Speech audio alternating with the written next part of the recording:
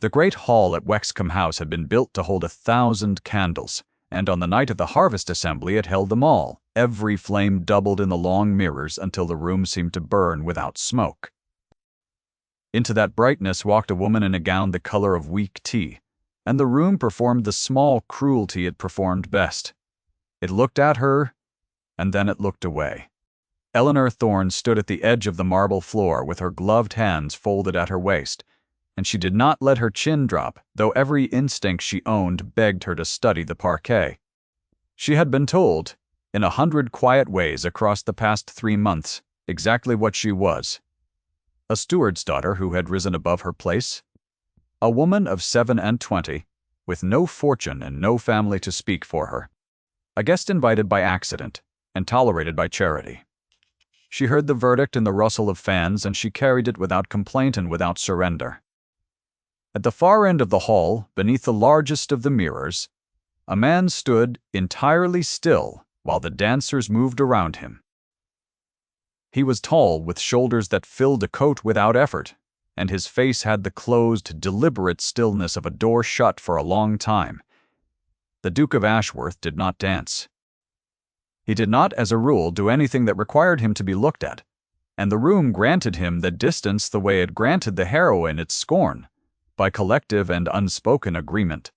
Yet his gaze had found the woman in the tea-colored gown, and it stayed on her a beat longer than courtesy required, and then a beat longer than that.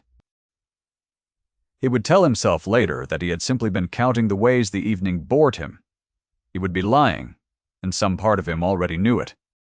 What none of them knew, not the dowager with her diamonds, nor the rival with her practiced laugh, nor the Duke with his shut-door face, was that the woman in the plain gown carried a letter sewn into the lining of her reticule, and that the letter would, before the season turned, undo the certainty of every person in that room.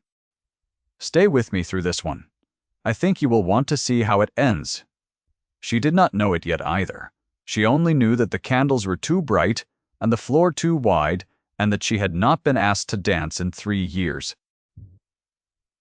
Eleanor had not always stood at the edge of rooms.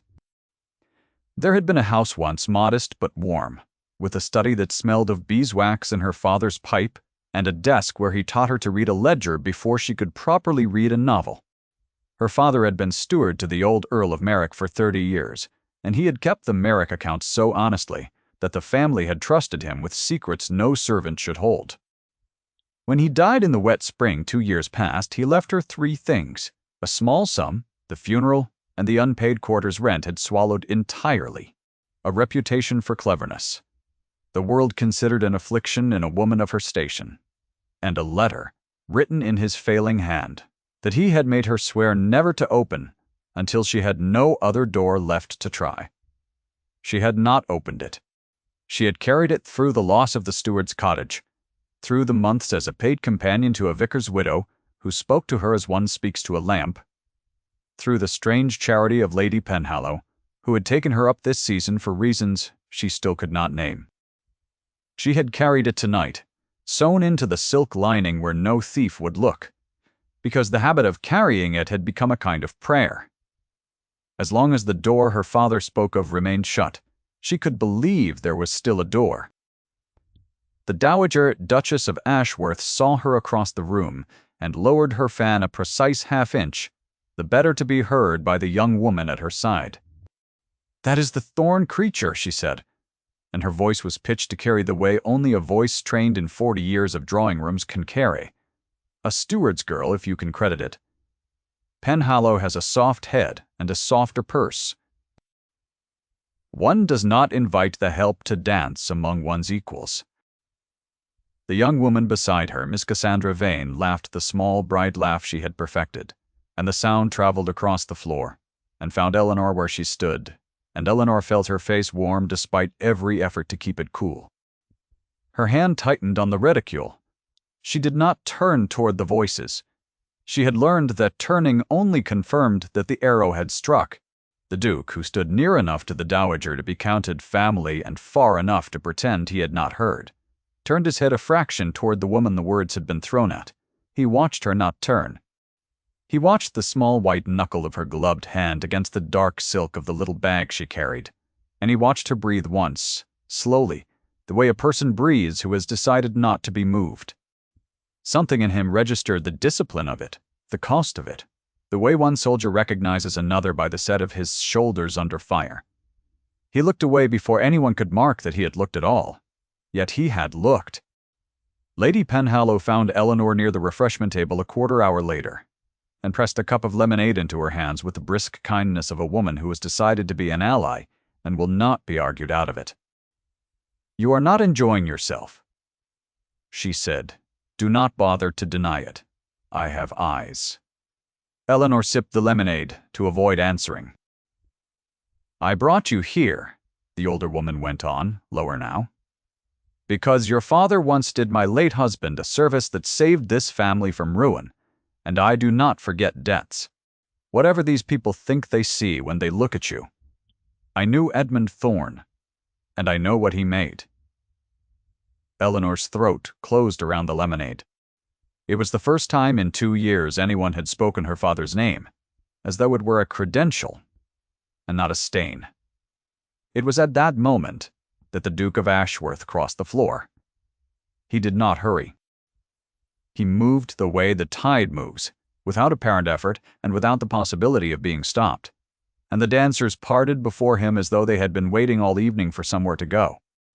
He stopped before Eleanor and Lady Penhallow, and he inclined his head to the older woman first correctly, and then he turned to Eleanor and said, in a voice that was low and entirely level, "Miss Thorne, I am told you have not danced. Do me the honor." It was not a question. The Duke did not, it seemed, know how to phrase one. Around them the nearest fans had stopped moving. Eleanor looked up into a face she had been told was cold, and found that cold was the wrong word. Entirely, it was guarded, which is a different thing. The difference between ice and a locked room. She thought of the dowager's words still hanging in the air, the help among one's equals, and she understood with perfect clarity that to accept would be to become a spectacle, a charity dance, a thing the room would chew on for a week. She set down her lemonade. "Thank you, Your Grace," she said, "but I think not." The words were quiet. They were also in that hall, on that night, very nearly unprecedented. No one refused a duke. She had refused a duke. The fans began to move again, faster now, and Lady Penhallow made a small, strangled sound that might have been horror and might have been delight. The Duke did not flinch. For the length of a held breath, he simply looked at her, and his eyes, which the season had agreed were the color of smoke, did something the season had never recorded. They warmed, not his face, which stayed shut. Only his eyes, and only for an instant, and only because she had done the one thing no one in his life had done in longer than he could remember. She had said no to him, and meant it, and not been afraid. "As you wish," he said, and bowed, and walked away. And the warmth went with him so completely that she half believed she had imagined it. She had not imagined it. Yet she would spend a great deal of the season trying to convince herself she had. The morning after the assembly, the rain came down in gray sheets over the village of Lower Wexcombe, and Eleanor walked through it with her bonnet pulled close, sent to fetch the blue thread Lady Penhallow favored for her embroidery, glad of any excuse to be out from under the dowager's roof. The draper's shop sat at the bottom of the high street, its windows fogged with the warmth of the fire within, its shelves stacked with bolts of muslin and rows of glass jars holding buttons and pins. Eleanor stepped inside and shook the rain from her mantle, and the bell above the door announced her, and the shopkeeper's small daughter looked up from the floor behind the counter with a slate and a piece of chalk, weeping with the silent fury of a child who cannot make her letters behave. Eleanor did not know the child. She knew only that the girl was perhaps 6 years old, that her sums were wrong in the particular way that means a child has been told she is stupid rather than shown how to be right, and that the shopkeeper was occupied with a demanding customer at the far end of the counter and could not attend her. So Eleanor knelt down on the floor of the draper's shop in her good walking dress, heedless of the dust, and she took up the slate and said, "May I see?" "Ah, I see what has happened. The numbers have got into a quarrel. Shall we make them friends again?" And she began in a low, patient voice to teach a stranger's child to count by twos, drawing little ships on the slate to carry the numbers across, until the weeping stopped and a small, grave smile took its place. She did not hear the bell over the door. She did not see the man who had come in out of the rain and stopped just inside the threshold, water running from the shoulders of his dark coat, because he had recognized the bonnet at the counter and had meant to say something correct and dismissive, and instead had found himself unable to say anything at all. The Duke of Ashworth stood in the doorway of the draper's shop and watched a woman the whole of polite society had agreed was nothing kneel in the dust to mend a shopkeeper's daughter's arithmetic, asking nothing, expecting nothing, unaware she was observed. He thought of his own house, and the small silent person in it who would not look at him, and something in his chest moved that had not moved in 2 years. He left without buying anything. He did not trust his voice. That small silent person was the reason the Duke was cold, though no one in the season knew it, and Eleanor would not learn it for weeks yet. His name was Thomas, and he was 5 years old, and he was the Duke's son, and he had not spoken a word since the morning his mother's carriage overturned on the Bristol road, and the Duke carried her body up the front steps of Ashworth Hall in his own arms. The Duke had been driving. He had taken the curve too fast because she had teased him about his caution, and he had wished once to seem less careful in her eyes. He had survived. She had not. And the boy who had been in the carriage, too, the boy who had walked away without a scratch, had walked away also without his voice, and had not given it back. Not to the nurse, not to the physician, brought from London. Not to his father, whom he watched across rooms with his mother's grey eyes, and would not approach. The Duke kept her miniature in the breast pocket of his coat, a small oval portrait painted the year they married, and he touched it sometimes without meaning to. A brush of his hand against his chest, that the season read as arrogance, and that was in truth the closest thing to prayer, a guarded man permits himself. He had decided, in the cold, clear way, he decided everything, that he would not marry again. He had loved once, and it had killed her. He had come to the season only because the dowager, his mother, had insisted the dukedom required an heir, and that a man could do his duty without involving his heart, and he had come prepared to choose the most suitable woman in the most bloodless manner available, and to feel nothing while he did it. Then he had watched a woman kneel in the dust of a draper's shop, and the plan that had seemed so clean now had a flaw in it shaped exactly like her. He saw her next at the Penhallow dinner 3 days later, where the dowager had contrived to have Miss Vane seated at the Duke's right hand, and Eleanor placed near the foot of the table among the poor relations and the deaf great-aunts.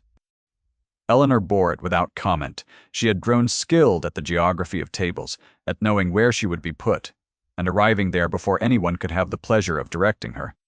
Yet twice across the length of the candlelit table she felt the particular weight of being looked at, and twice she glanced up to find the Duke's grey eyes already moving away, and her heart, which had no sense at all, declined to believe it was nothing.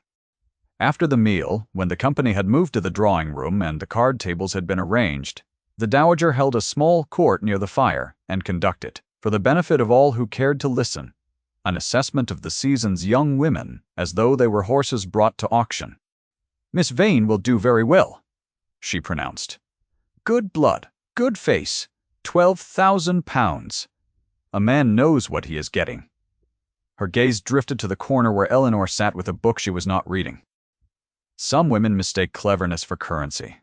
They forget that no one ever bought bread with a sharp tongue. The thorn creature would do better to learn her place than to refuse what she will never again be offered. Miss Vane, at the dowager's elbow, smiled into her wine. Eleanor turned a page. She had not read across the room. The Duke set down his cards and did not pick them up again. The second time he asked her was in the Penhallow garden the following week, at the breakfast that was not a breakfast, but a long, bright afternoon of strawberries and cream and croquet on the lawn. Eleanor had slipped away from the noise to a stone bench beneath an arbor of late roses, and she was sitting there with her face turned up to the thin autumn sun, when his shadow fell across her. She opened her eyes. He stood with his hat in his hand, which she had never seen, and he said without preamble, because he did not know how to begin gently, "I have a proposal to put to you. Not the dance. A marriage." Eleanor's breath stopped in her throat. "I require a wife," he went on in the level voice of a man reading terms. "You require security. I can offer a name, a settlement, a home. I ask for an heir and the management of my household. I do not ask for affection. I find the arrangement would suit us both." It was, she understood, the most honest offer she would ever receive, and the coldest, and she sat very still beneath the roses while her heart did something complicated and painful behind her ribs. She thought of the letter sewn into her reticule, the door her father had said she must not open until every other door was shut. Here was a door, held open by a duke, leading to warmth and safety and a life where she would never again arrive. Early at the foot of a table, to spare herself the humiliation of being directed there. All she had to do was walk through it and agree to feel nothing, forever, in exchange for never again being cold. "You honor me, your grace," she said at last, and her voice did not shake, which she counted a victory. "And I am grateful, more than I can properly say. But I will not marry a man who tells me at the outset that he intends to feel nothing for me. I have been nothing to a great many people. I would rather be nothing alone than nothing, in a fine house." She rose from the bench. "Forgive me." And she left him standing beneath the roses, with his hat in his hand, twice refused, and entirely unable to account for the fact that her refusal had made him want her more, not less. If you have ever been the person at the foot of the table, you already know what it cost to stand up from that bench. Tell me, in a word, whether you have. Then stay, because the table is about to be rearranged. The Duke went home to Ashworth Hall that night and did a thing he had not done in 2 years. He went to the nursery. The boy was awake, sitting up in the small bed with his knees drawn to his chest, watching the door the way he watched everything, with his mother's gray eyes and a silence that filled the room like water. The Duke sat down on the edge of the bed, which the boy permitted by not flinching away, and for a long while neither of them did anything at all. Then the Duke took the miniature from his breast pocket and held it out on his open palm, the small painted face of the woman they had both lost, and the boy looked at it, and looked at his father, and did not speak, but he reached out one small hand, and laid it over the Duke's hand, and the portrait both, and they sat like that in the candlelight, holding what was left. It was not a word, yet it was the first time the boy had touched him willingly since the road. And the Duke understood, sitting there, that he had been wrong about something fundamental. A locked room is not the same as an empty one. There was something in him still, and a woman in a tea-colored gown had found the key without knowing she held it. He began after that to be present in the season, in a way that confounded everyone who watched him. He did not court Miss Vane, though the dowager arranged opportunity after opportunity. Instead, he appeared, with increasing and inexplicable regularity, in the places Eleanor happened to be. He was at the lending library when she came to change Lady Penhallow's novels, recommending a volume of essays in his level voice, and then watching to see whether she would read it. She did. He was on the path along the river when she walked out in the mornings, and he fell into step beside her without asking, and listened with an attention that unsettled her to the little she allowed herself to say. Once, when a sudden squall came up off the water, he removed his own coat and settled it over her shoulders before she could protest, and said only, "Keep it. You are cold," in the tone of a man who will not be argued with, and she walked home wrapped in the warmth of him and hated how much she did not want to give it back. The season noticed. The season always noticed. And the dowager, who had not built her authority over 40 years by failing to see threats while they were small, saw this one clearly and moved to crush it. She summoned the Duke to her morning room and told him, in the language of duty and blood and the 800 years of Ashworths who had married correctly, exactly what he owed his name. She reminded him that a steward's daughter could bring nothing to the dukedom but scandal, and that Miss Vane was waiting, suitable and willing. And when the Duke said only that he had not yet decided, the Dowager understood that she was losing, and a woman of her kind does not lose. Quietly, she began to plan. What she planned was an engagement. Not the Duke's, but a public announcement of his understanding with Miss Vane, to be made at the season's great ball at Wexcombe House, in the same hall where Eleanor had refused the first dance. The Dowager would force the matter into the open before her son could ruin himself. She would have the betrothal toasted in front of 300 witnesses, and a man as conscious of his honor as the Duke of Ashworth would not, she was certain, repudiate his own mother's announcement in public and shame his house before the whole of the county. She had read her son's pride correctly. She had read everything correctly, except the one thing her categories could not measure, which was what such a man would do.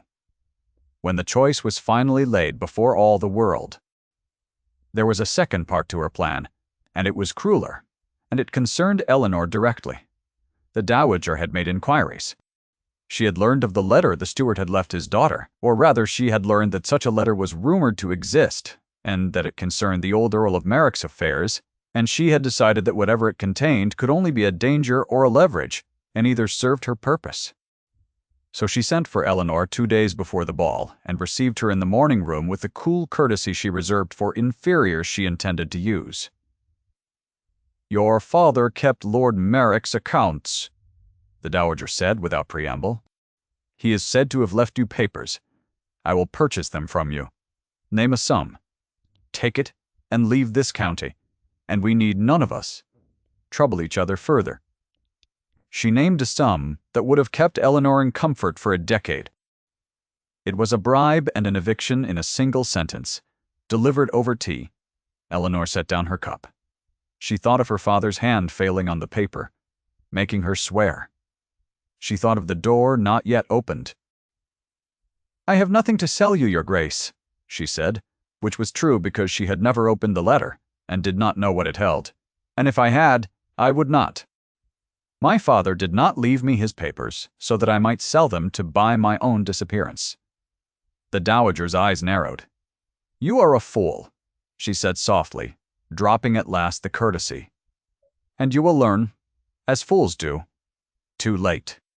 The thorn creature, the season calls you, and the season is rarely wrong about its own. There is a child at Ashworth who needs a mother of consequence, not a governess with ideas. My son will marry Miss Vane this week, and you will read of it in the papers, and you will understand that you might have left with a fortune, and instead, you will leave with nothing." Again, she let the word fall, and watched it land.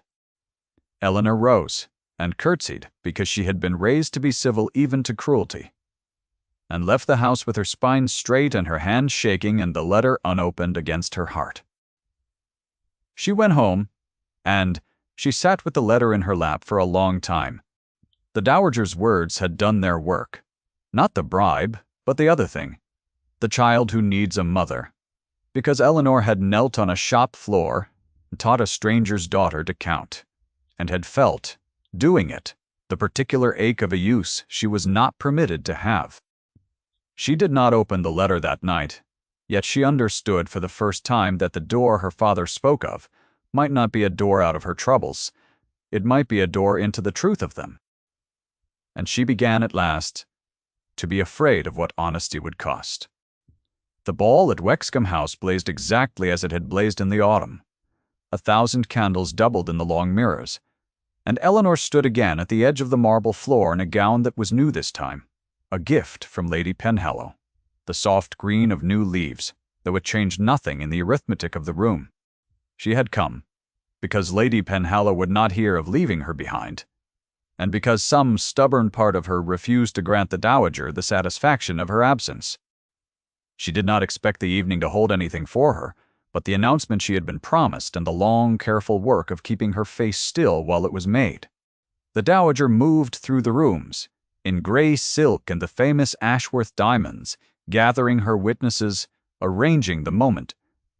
Miss Vane wore ice blue and a smile she had clearly been told to keep ready. And near the supper hour, when the rooms were at their fullest and the wine had loosened the crowd into the warm, receptive mood the dowager required, she had the musicians silenced and stepped up onto the low dais at the head of the hall, and lifted her hand for quiet, and the quiet came. 300 faces turning toward her like flowers toward the sun. "Friends," she began in the carrying voice, "I will not keep you long from your pleasures, but there are joys that grow sweeter for the sharing, and I find I cannot keep this one another hour. It is my great happiness to announce the betrothal of my son, the Duke of Ashworth, to none other than Stop." The word came from the floor of the hall, level and quiet, and absolutely without volume, and yet it stopped the dowager's sentence as cleanly as a hand laid over a mouth, because it came from her son. The Duke stepped forward out of the crowd, and 300 faces turned from the dowager to him, and he did not raise his voice, because he had never in his life needed to. "Forgive me, mother," he said. "You are mistaken in the name." And then he turned and he crossed the great hall of Wexcombe House, in front of the whole of the county, past the dowager on her dais, past Miss Vane in her ice-blue silk, past the long mirrors doubling every flame, and he walked the entire length of that bright, cruel room to the place, at its edge, where a woman in leaf green stood with her hand pressed white against her own breastbone. And he stopped before her, and the silence in the hall was so complete that the candles seemed to hold their flames. He took her gloved hand. Well, he did not kneel because a duke does not kneel, but he bowed over her hand as deeply as a man may bow, and he straightened, and he looked at her, only at her as though the 300 witnesses did not exist, and he said it. "Eleanor, marry me. I am asking now." It was the third time he had asked her, and it was nothing like the first two. The first had been a command, and the second a contract, and this was neither. This was a man who had crossed a room he despised, in front of a mother he loved, and spent his pride like coin in the open, because he had finally understood that the only thing worth having could not be acquired in a bloodless manner. Eleanor looked up at him. Her eyes were bright, and her hand trembled in his, and the whole season held its breath. And she said with a small broken laugh that had a sob folded inside it, the thing that surprised every person in that hall, including herself. No. The word went through the room like a dropped glass. The dowager on her dais made a sound. Miss Vane's smile fell off her face entirely, and the Duke, who had braced for many things, had not braced for this, and for one terrible instant his guarded face came open, and the whole room saw the wound in it. Eleanor was not finished, though. She kept hold of his hand, which she had not released, and she went on, low and quick, and only for him, though the silence carried it to every corner. "Not here, not like this, with all of them watching to see whether the steward's daughter will be grateful. I have been refused by this room 300 times. I will not let it be the thing that grants me. Ask me again somewhere. No one can see, and I will give you an answer no one can take from us." She lifted his hand and pressed it, once, hard, against her own, and she turned and walked out of the great hall of Wexcombe House with her head high, and the Duke watched her go, and then he began, in the ringing silence, to laugh. It was not a sound the season had ever heard him make. It changed his whole face. It was the laugh of a man who has just been refused for the third time, and understood, at last, that he had finally been answered. The dowager came down off her dais with her composure in pieces. "She refused you," she said, as though the words could not be made to mean what they meant. "Before everyone, she refused you." And the Duke, still smiling, said gently, "Yes, mother, she has refused me 3 times now. I begin to think it is the only honest thing anyone has said to me in 2 years."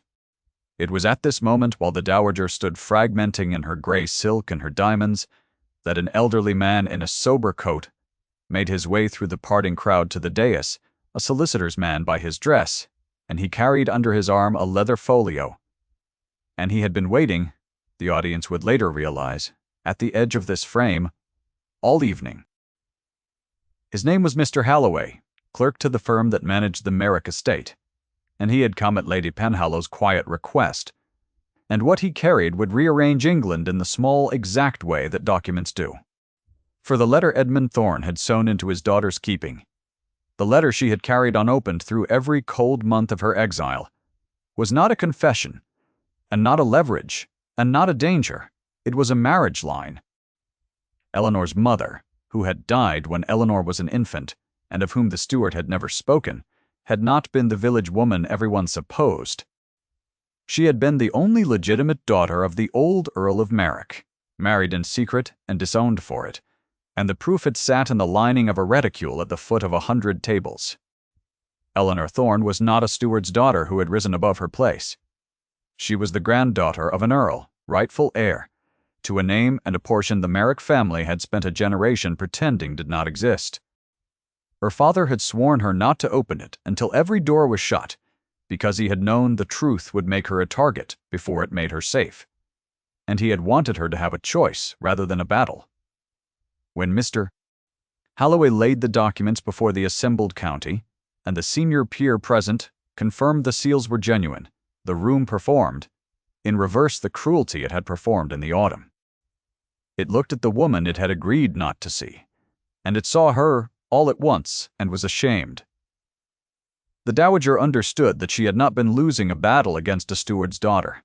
She had been on the wrong side of a truth from the beginning, and the categories she had defended her whole life had failed her in the one instance that mattered, and she sat down rather suddenly in a chair a footman had the presence of mind to slide beneath her. She was not destroyed, she was corrected, which for a woman of her certainty was the harder thing. The Duke did not stay to watch the dowager's reckoning. He went out into the night, after the woman who had refused him 3 times, and found her in the Wexcombe garden, beneath an arbor where the last roses of the year still clung, her face turned up to a sky scattered with cold stars. He came to stand beside her, and he did not touch her, and for a while they were quiet together in the way that had become, without either of them naming it, the truest conversation they owned.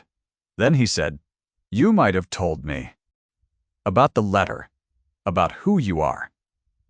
And she said, "I did not know. I never opened it. My father made me swear." She turned to him, "And I am glad I did not know, because if I had, tonight, in that room, you would never be certain. Neither would I. You would always wonder whether I refused you for love or accepted you for safety, and I would always wonder whether you crossed that room for me or for the granddaughter of an earl." The Duke was quiet a moment. "I crossed it for the woman who knelt in a shop, and taught a stranger's child to count, and asked nothing for it, and did not know she was watched. I did not know about the earl. I do not care about the earl." And Eleanor, who had been refused by the world 300 times and had refused a duke 3 times in return, finally let her guard down all the way. And the thing that came through it was not triumph, but relief. The deep relief of being seen for the true thing and not the convenient one. "Ask me," she said. He turned her toward him under the dying roses. He lifted her hand and held it against his chest, over the pocket where the miniature lay, over the heart that had been a locked room for 2 years, and he said very low, "Eleanor, will you have me?" Knowing I am asking the woman and not the heiress, and she said yes the single word she had been refusing to say all season, and it cost her everything and gave her everything in the same breath. He did not kiss her then, though the night and the dark and the roses gave him leave. He only drew her hand up and pressed his mouth to the inside of her wrist, where the pulse was, and felt it leap beneath his lips, and understood that her body had answered him before her mind, had finished giving permission, the way the truest answers always come. There remained one person whose answer mattered more to the Duke than the counties, and more than the dowagers, and very nearly more than his own. He brought Eleanor to Ashworth Hall the next morning, before the banns, before the settlements, before any of the machinery of consequence had begun to turn, because he wished the boy to meet her in quiet, and not in a crowd. They found Thomas in the nursery, with his knees drawn up, and his mother's gray eyes wary at the door. Eleanor did not rush him. She sat down on the floor, as she had sat on the floor of the draper's shop, and took from her pocket a small slate and a piece of chalk she had brought on purpose, and said, as though merely thinking aloud, "I once knew a little girl whose numbers had got into a quarrel. We had to send ships to carry them across and make them friends again, and she drew a little ship on the slate and set it sailing across a chalk sea, and waited. For a long moment, nothing happened. Then a small boy who had not spoken in 2 years got down off his bed and crossed the floor and sat beside her and put out one finger and added a second ship to the sea. He did not speak. Yet, he leaned by the smallest degree against her arm. And the Duke, standing in the doorway, had to look away toward the window, because there are some things a man does not wish to be seen feeling, even by the people who have already seen the whole of him. They were married before the first snow, quietly, in the small church at Lower Wexcombe, Lady Penhallow weeping frankly in the front pew, and Mr. Halloway looking on with the satisfaction of a man who has seen a long account balanced. The Dowager attended. She had asked to in a stiff, short note that had cost her more than any of them would know, and the Duke had granted it, because his new wife had said quietly that a corrected enemy left with her dignity is a smaller danger than a humiliated one left with her grievance. That night, the first night of the first snow, Eleanor sat in the warm library at Ashworth Hall, with the fire built high and the candlelight catching the gold on the leather book spines, and the boy asleep at last, in a chair too large for him with his head against her side, and the Duke across the hearth watching the two of them with an expression the season would not have recognized on his face. On the small table at her elbow lay her father's letter, refolded along its old creases, the marriage line that had made her a target and then made her safe, and beside it lay the miniature of the woman the Duke had lost, taken from his breast pocket and set out where the boy could see his mother whenever he wished. 2 folded things. 2 people loved and lost and carried in secret, brought at last into the light of the same fire. Snow came down past the tall windows, slow and white and without end, and somewhere in the house a clock struck the hour, and Eleanor, who had been told 100 quiet ways exactly what she was, sat in the home she had refused 3 times before she would let herself be given it, and understood that the world's first verdict on a woman is never the last. The boy stirred against her and did not wake. The Duke rose and crossed the room, not the length of a ballroom now, but only the small warm distance of a hearth, and sat down beside her, and took her hand, and the 3 of them watched the snow. If Eleanor's 3 refusals taught you anything tonight, I hope it is this: stay until your true door opens. Thank you for staying until the end of hers.